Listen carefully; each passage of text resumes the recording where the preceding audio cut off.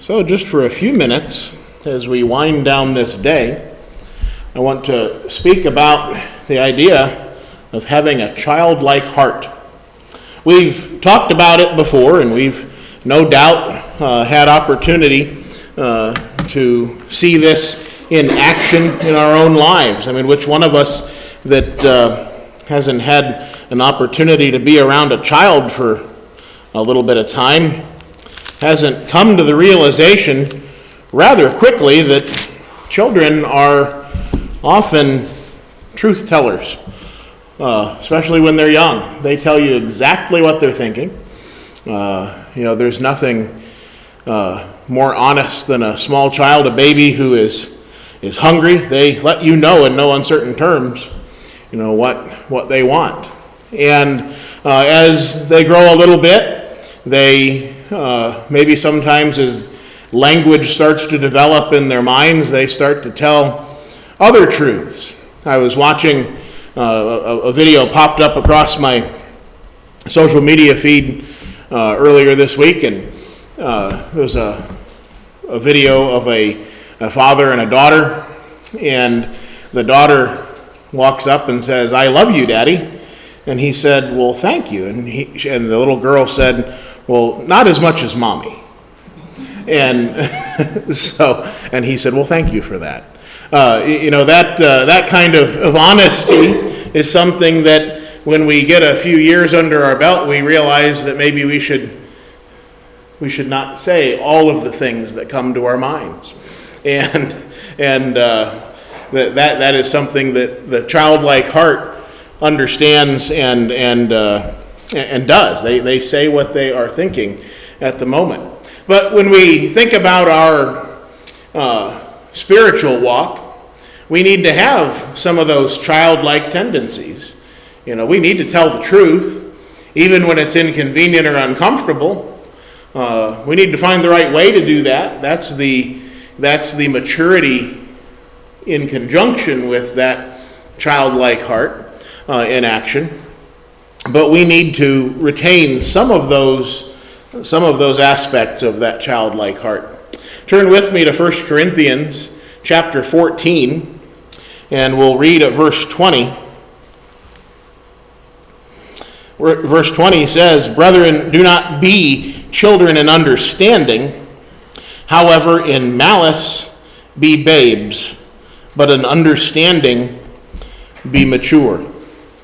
When you think of children on a playground, you'll notice that regardless of what is on television, on the television news or on the national news, children play together on the playground, and they could care less about whether or not their friend has a certain skin color or not. They could care less about the background of that friend. Not until they get a little bit older and they're taught to think in that way.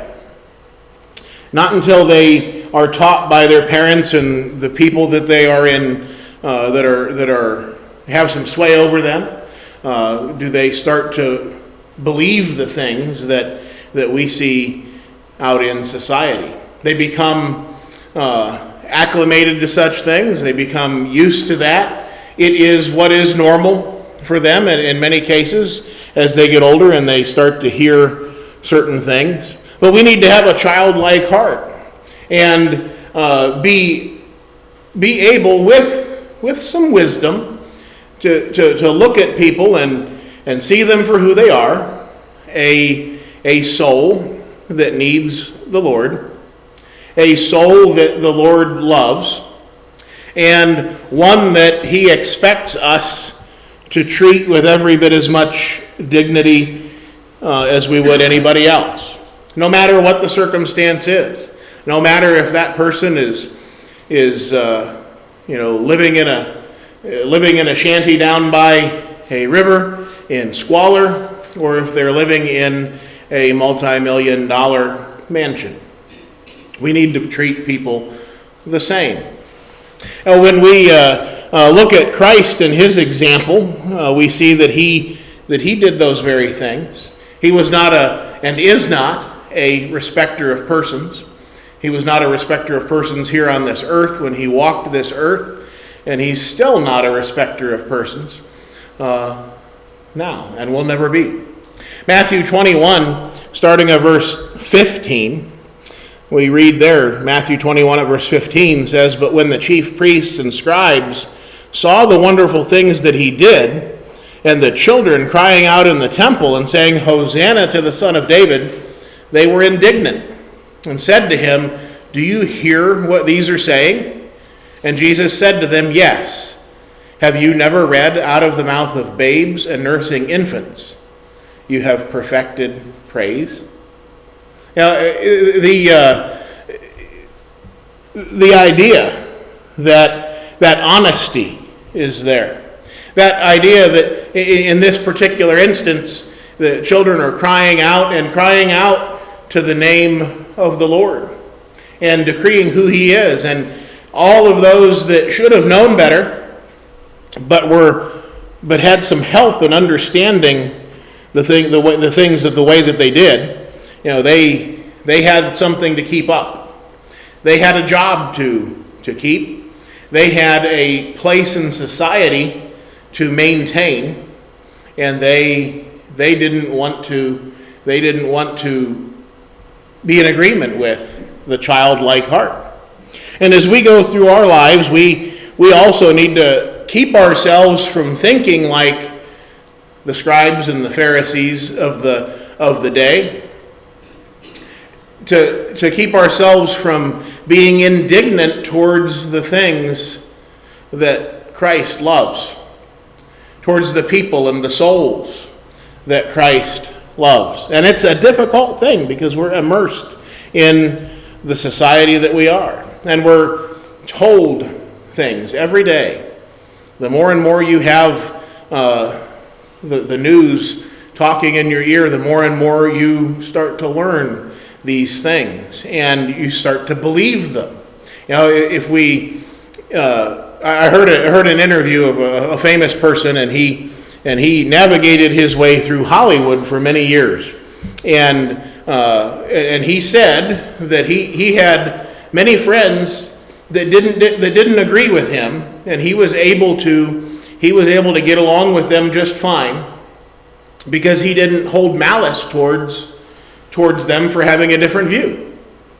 And that's one of the things that I think we can take away from this idea of having a childlike heart, is that when we are presented with somebody that has a different view than us, perhaps they live a different life, they're doing different things, and they just don't see what's wrong with it. Yes, we need to tell them the truth, and we can't hold back any of the truth and say, well, you're okay, Jesus loves you, and go in peace. We need to tell them the truth and the hard things that perhaps Jesus will expect. Because of our understanding of the Scriptures, we can point out that Christ would expect them to change this aspect of their life, and not just them, but anybody.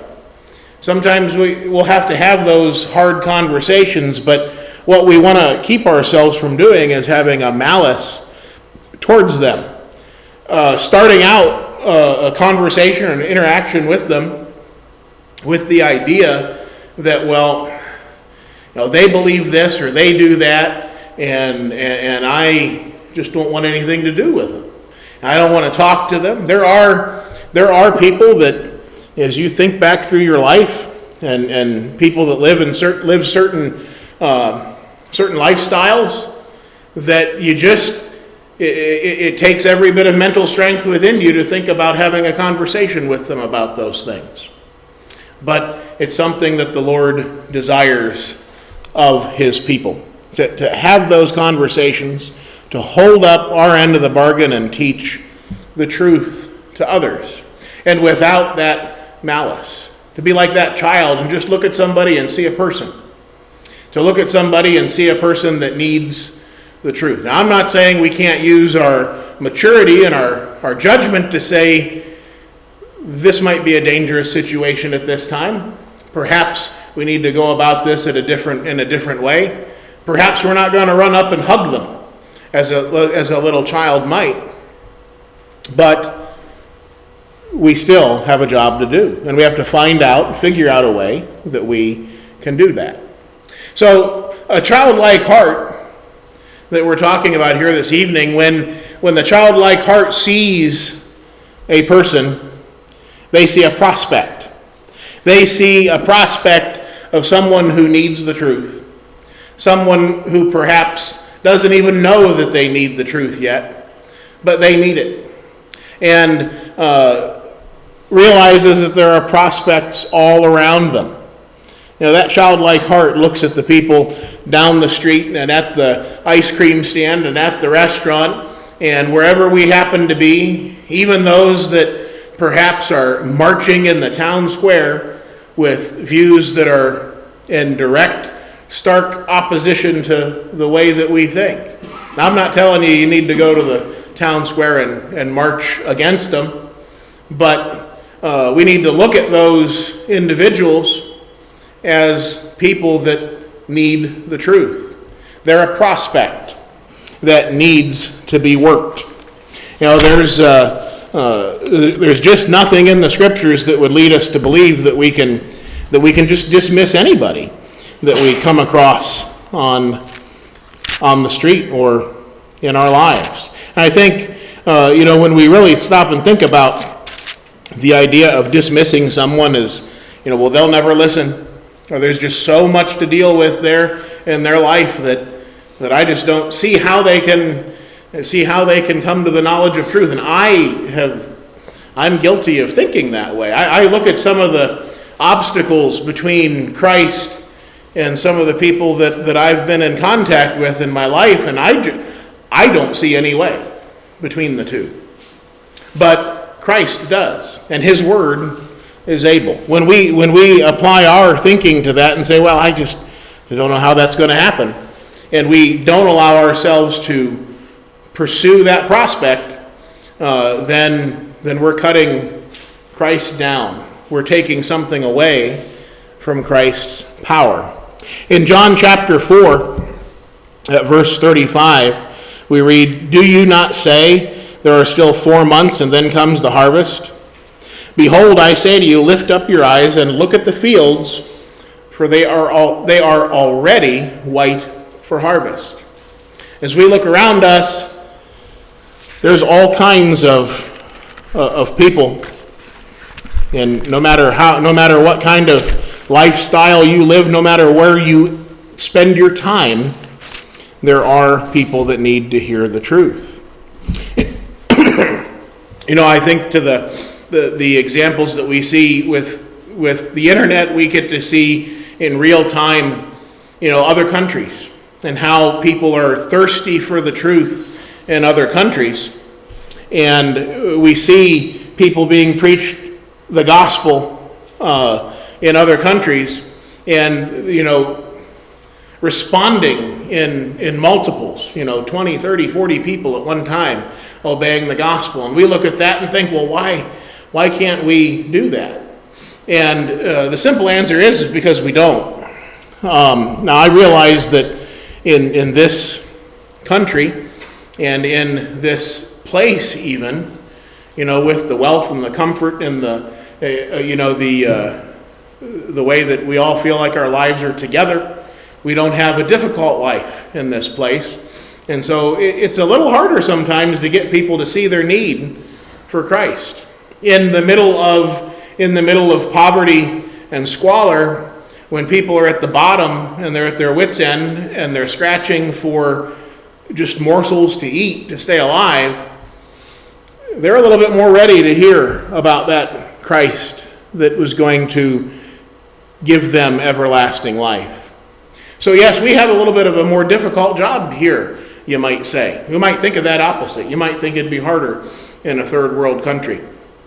But it's probably more difficult around here because of the confidence people have in their stuff and in themselves. And that's something to work against, but nonetheless, there are prospects. The fields are white for harvest. And while I'm glad that there are those that are in other countries preaching to others, there's enough to do right here There's enough to do right here to preach the truth. In Matthew chapter 9, at verse 37, it says, "Then he said to his disciples, 'The harvest truly is plentiful, but the laborers are few. Therefore pray the Lord of the harvest to send out laborers into his harvest.'" And boy, if that doesn't explain our situation here. There are, and not just, I'm not pointing directly here, but throughout this country, throughout the developed world, there are many that need the truth, but there are few laborers. Because it's difficult work. Because it means that there's a sacrifice of your own time and your own energies, your own desires. Thinking back to this morning's lessons, we have to get beyond the me of society. But this childlike heart also sees potential. And, we've kind of already touched on this just a little bit, but the childlike heart looks for potential, not excuses. They look for the potential in the person to be that person that will listen, and not excuses because of, well, they have 35 tattoos, and I just don't think that person's going to hear the gospel. Or that person lives a certain lifestyle, and I just don't think that they're going to hear it. I mean, if we start out with even that thought, even though we might still act upon our job to preach the gospel, if we start out with that mindset, we're probably cutting our own effectiveness down. We need to have that optimism of a child, to see that potential in people. Because there is a potential in each and every person to hear the word. And it's got nothing to do with the deliverer. It's got nothing to do with us. It has everything to do with the word. Now let's go over to Romans chapter 10, starting at verse 2. "For I bear them witness that they have a zeal for God, but not according to knowledge. For they, being ignorant of God's righteousness and seeking to establish their own righteousness, have not submitted to the righteousness of God." Now when we fail to see potential, when we fail to see what is right there that the Lord wants us to take advantage of, we are cutting that off. We're not living up to that righteousness of God. When Christ was on this earth, he didn't look at people, and not even the scribes and Pharisees that were breathing murder, seething with anger. He still looked at them and wanted them to be obedient. He called them out for what they were. He called them brood of vipers, and used some language to tell them that he wasn't happy with them, but that the option was still there. There was still a potential, and he used the word to try to tap into that potential. Now, people may well just reject it. They may reject us, but the potential is there nonetheless, and we need to see it. Aren't you thankful for a person who saw the potential in you, that took the time to share the truth with you? I know I am. I know it took me a long time. I'm stubborn. I don't know if you've noticed that about me, but I can be hard-headed and stubborn just as much as anybody else. And it took a long time for me to hear the truth. I needed to be backed into that corner and told the truth in no uncertain terms. And that's what we need to be willing to do when the time allows, when the opportunity presents itself. So in James 1 at verse 21, we read there, "Therefore lay aside all filthiness and overflow of wickedness, and receive with meekness the implanted word, which is able to save your souls." And there's a lot we could talk about in that verse, but I really want to drill down on this idea of the word being able. The word is able to save our souls. The word is able to save any soul if it is able to take root. It's able to do that It just depends on the soil. And we are not we are not those that are soil inspectors, as it said. We're to be seed sowers. And that's exactly what we should spend our lives doing, with that childlike heart, looking and seeing prospects in front of us and the potential in those prospects. And then we need to take personal responsibility. Every Christian has a responsibility to share the gospel of Christ. Every single one of us. And I know, being a shy person myself, I know how hard it is sometimes to do that. I know how hard it is to strike up a conversation sometimes in a social situation. I've prayed to have boldness and the ability to do that, and I think I've progressed some bit through life. Because I've told you before that if any of my elementary school teachers would hear that I stand up in front of people and speak, they might fall over, because that's not who I was. But we need to take personal responsibility for our actions and realize that we have this job to do. John chapter 1, starting at verse 41, we begin reading, "One of the two who heard John speak and followed him was Andrew, Simon Peter's brother. He first found his own brother Simon and said to him, 'We have found the Messiah,' which is translated the Christ. And he brought him to Jesus. Now when Jesus looked at him and he said, 'You are Simon the son of Jonah, you shall be called Cephas,' which is translated a stone. The following day Jesus wanted to go to Galilee, and he found Philip. And he said to him, 'Follow me.' Now Philip was from Bethsaida, the city of Andrew and Peter. Philip found Nathanael, and he said to him, 'We have found him of whom Moses in the law and also the prophets wrote, Jesus of Nazareth, the son of Joseph.'"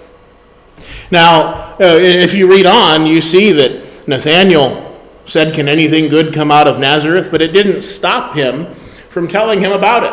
And in both of these instances, these people found Christ, and they immediately went to those that they could, to their family members, to the people that they had the ability to interact with.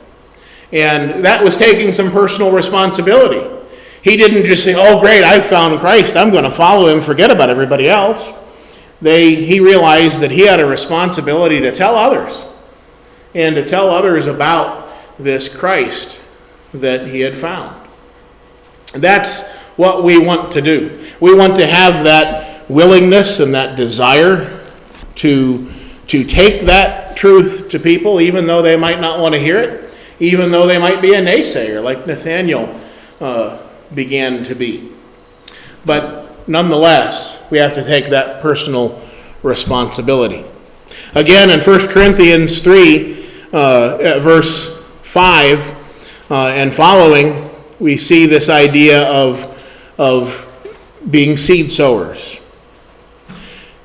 In 1 Corinthians 3, at verse 5 beginning, it says, "Who then is Paul?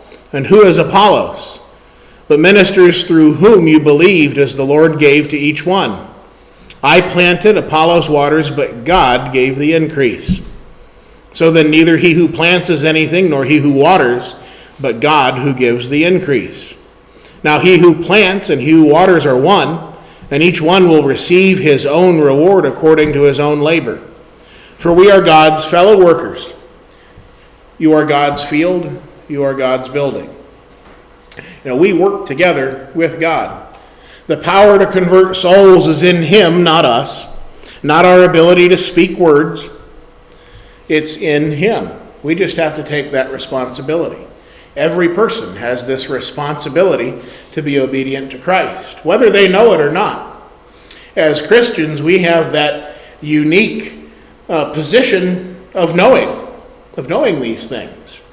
And with that knowledge comes a responsibility that others also need to hear it. That childlike heart sees those prospects, the potential in those prospects, and they understand their own responsibility in sharing the gospel.